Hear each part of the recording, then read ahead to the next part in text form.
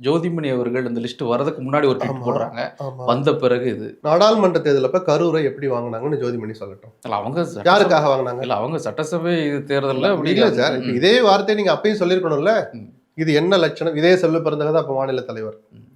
எந்த லட்சணத்துல இந்த வேட்பாளர் தேர்வு நடக்குது? கரூரை எந்த அடிப்படையில வாங்குனீங்க? வேட்பாளரை வச்சுக்கிட்டு நீங்க கரூரை போய் கேட்டு வாங்கலாம்னு அன்னைக்கு ஜோதிமணி கேட்டிருந்தா இன்னைக்கு நம்ம அவங்களுடைய கருத்தை நம்ம வரவேற்கலாம். அவங்க நேரடியா எங்க தவறு நடந்தாலும் அவங்க அதை தட்டி கேட்பாங்க, நம்ம எடுத்துக்கலாம். நீங்க சம்பந்தப்பட்ட தேர்தல் அப்ப உங்களுக்காக தானே சார் கேட்டு வாங்கினாங்க. ஜோதிமணின்னு ஒரு ஆள் இருக்கும் தானே சார் கரூரை கேட்டு வாங்குறாங்க. அவங்க கேட்டு வாங்கினாங்களா இல்ல ஜோதிமணியே கூட டைரக்டா கூட அவங்க அவ்வளவு அதுதான் அர்த்தம். அப்ப எனக்கு தனக்காக ஒரு லேவி பண்றீங்களா? அதைதான் இவரும் பண்றாரு. அதைத்தான் நான் சொல்றேன். உங்களுக்குன்னா ஒரு கதை, அடுத்தவங்களுக்குன்னா இன்னொரு கதையா சார்?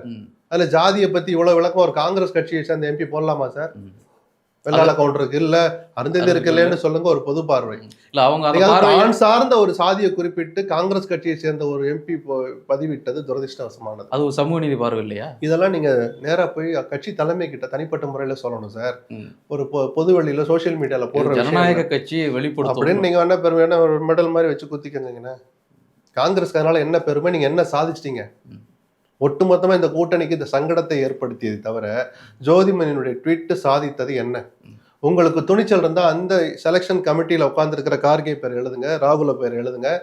திரைமறைவுல போன்ல இன்டராக்ஷன் அடைஞ்ச சோனியா கிட்ட சோனியா பேர் எழுதுங்க. துணிச்சல் இருந்தா சோனியா அவர்களே நீங்கள் தேர்ந்தெடுத்த லட்சணம் இதுதானான்னு ஜோதிமணி கேட்டிருந்தா அவங்களுடைய துணிச்சலை நம்மளும் சேர்ந்து பாராட்டிருக்கலாம்ல.